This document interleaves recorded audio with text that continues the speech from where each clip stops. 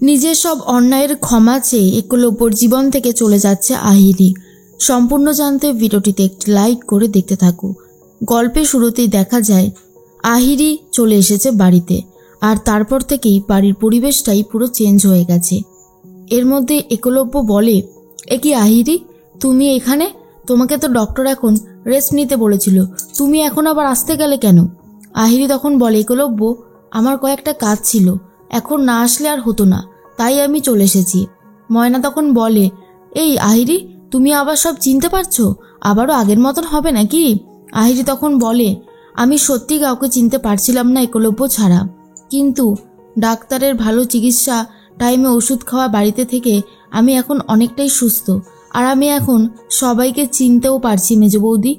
এর মধ্যেই রাঙার কাছে চলে এসেছে আহিরি আর বলে, তোমার জন্যই আমি আবারও একটা সুস্থ স্বাভাবিক জীবন লিড করতে পারবো, আর এটার জন্য দায়ী শুধুমাত্র তুমি। এটা ঠিকই যে তুমি আমাকে জেলে ঢুকিয়েছিলে, কিন্তু আমি তো কম অন্যায় করিনি, সবটাই খুব ভালো মতন জানি। রাঙা তখন ভাবে, হঠাৎ করে আহিরি দিদির হলোটা কি? নিজের মুখেই সব কিছু স্বীকার করছে, এটাই তো বুঝে উঠতে পারছি না। তখনই একলব্য বলে, আহিরি, তুমি বাড়িতে যাও, গিয়ে রেস্ট নাও, এখানে থেকে তোমার শুধু শুধু কিচ্ছু হবে না। আহিরি বলে, না একলব্য, আমার এখানে আসাটা দরকার ছিল। দেখো, এটা তো ঠিকই যে আমি তোমাকে নিজের করে পেতে চাইতাম, কিন্তু সেটা সম্ভব না। এখন আমি বুঝতে পেরে গেছি, আসলে ডাক্তাররা আমাকে বুঝিয়েছে যেটা আমার বলে আমি দাবি করতাম সেটা আসলে অনেক দিন আগেই অন্য কারোর হয়ে গেছে। তবে আমি সেটা মানতে চাইতাম না, এখন মানছি। এখন তোমার আর রাঙার সম্পর্কটা আমি মেনে নিয়েছি, তাই আমার আর কোনো অসুবিধা নেই। রাঙা তো এটা শুনে পুরোপুরি অবাক হয়ে যায়, ভাবতে থাকে, সত্যিই কি আহিরি দিদি আবার ভালো হয়ে গেল, নাকি ভালো হয়ে যাওয়ার নাটকটা করছে? কারণ আহিরি দিদিকে আর যাই করা যাক না কেন, বিশ্বাস করা যায় না। একলব্য বলে, আহিরি, তুমি সত্যি কথা বলছো? আহিরি তখন বলে, কেন মিথ্যে বলবো?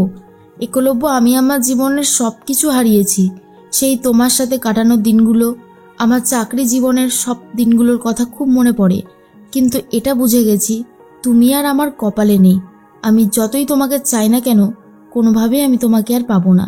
তাই শুধু শুধু অশান্তি বাড়িয়ে নিজের জীবন নষ্ট করে আমার কোনো লাভ হবে না, উল্টে ক্ষতি হবে। তার থেকে বরং আমি আমার মতন জীবন কাটাই, আর তুমি তোমার মতন জীবন কাটাও রাঙাকে নিয়ে। এগুলো শুনে একলব্যর অনেকটাই চাপমুক্ত হয়ে যায়।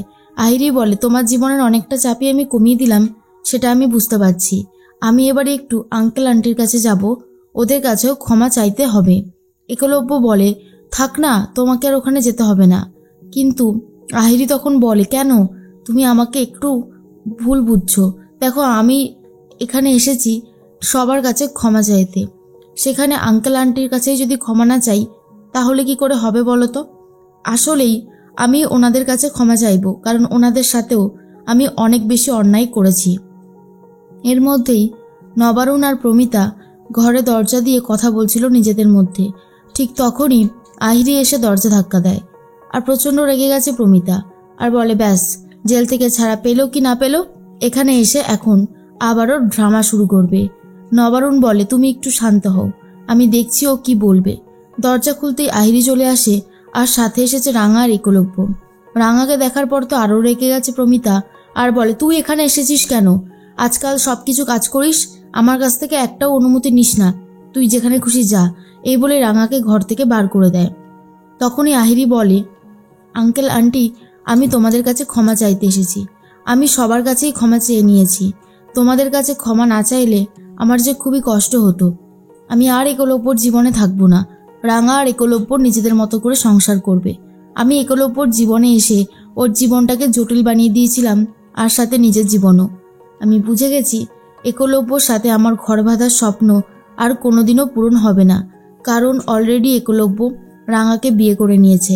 আমি এখন বাস্তবটা বুঝতে পেরে গেছি। আসলেই আমি একলব্যকে খুব ভালোবাসতাম, ওকে নিজের কাছে পেতে চাইতাম। জানি আমি অন্যায় করেছি, তবে এই অন্যায় আর কখনোই নয়। তোমরা প্লিজ আমাকে ক্ষমা করে দাও। নবারুণ বলে, তুমি নিজের ভুলটা বুঝতে পেরেছো, আশা করছি তুমি জীবনে অনেক বেশি গ্রো করবে। এরপরেই আহিরি বলে, আমি এটাও মা বাবাকে বলেছি যে ভালো ছেলে পেলে আমি বিয়ে করে নেব। আর এটা শুনে প্রমিতা বলে, তোমার এই ডিসিশনটা শুনে আমি খুবই খুশি হয়েছি, কিন্তু যেদিন দেখব তুমি তোমার সিদ্ধান্ত অনুযায়ী কাজ করেছো সেদিনই আমি মানব যে তুমি একলব্য জীবন থেকে চিরতরে বিদায় নিয়েছো। আহিরি সবার কাছে ক্ষমা চেয়ে বেরিয়ে যায়। অন্যদিকে রাতের খাবার খেতে বসে পড়েছে সবাই। ঠিক সেই মুহূর্তেই সাত্তকী বলে, ময়না এত সুন্দর রান্নাগুলো করেছে, খেয়ে একেবারে মন ভরে গেল। তখনই নবারুণ বলে, কি যে রান্না করেছে আমি তো এটাই বুঝে উঠতে পারছি না, কোনো কিছুরই টেস্ট নেই। এর মধ্যেই চলে এসেছে প্রমিতা আর বলে, আমার ডান চোখটা লাফাচ্ছে, মনে হচ্ছে আবারও কোনো বিপদ ঘটতে চলেছে। বলতে বলতে বাড়ির বেলটা বেজে ওঠে আর তখনই দরজা খুলে দেখে বৃন্দার মা এসেছে। বৃন্দার মা এসে সবাইকে বলতে থাকে, আমার মেয়ে কোথায়? অফিসারদেরকে নিয়ে এসেছে। পুলিশ বলে ওনার মেয়েকে খুঁজে পাওয়া যাচ্ছে না, উনি অনুমান করছেন আপনারাই ওনার মেয়ের সাথে কিছু একটা করেছেন। তখনই নবারুণ বলে, আমরা তোমার মেয়ের সাথে কিছু করেছি নাকি তোমার মেয়ে আমাদের সাথে কিছু করেছে? প্রমিতা বলে, তোমার মেয়ে আমার স্বামীর গলায় তীর বেঁধে দিয়েছিল, এমনকি আমার সংসারে আরও অনেক ক্ষতি করার চেষ্টা করেছে। তুমি ভাবলে কি করে যে তোমার মেয়ে সাধু পুরুষ? এর মধ্যেই তখন অফিসার বলে, ওনার মেয়ে কোথায়? আপনারা ওনার মেয়েকে কোথায় লুকিয়ে রেখেছেন? তখন প্রমিতা বলে, দেখুন অফিসার, আমরা কিচ্ছু জানি না। এর মধ্যেই সভ্য কথা বলতে শুরু করে আর বলে, আপনার মেয়ে আমাকে উল্টোপাল্টা মেসেজ পাঠাচ্ছে, আমাকে থ্রেট করছে, আমি এটা কোনোভাবেই মেনে নেব না। তখনই বৃন্দার মা এমনভাবে কান্নাকাটি শুরু করে যে তখনই রাঙা জল নিয়ে আসে, কিন্তু রাঙার নিয়ে আসা জল তো খাই না, উল্টে কাঁচের গ্লাস ভেঙে দেয়। আর এটা দেখে রীতিমতো সবাই অবাক হয়ে যায় আর অফিসারও রীতিমতো সবাইকে থ্রেট করতে থাকে।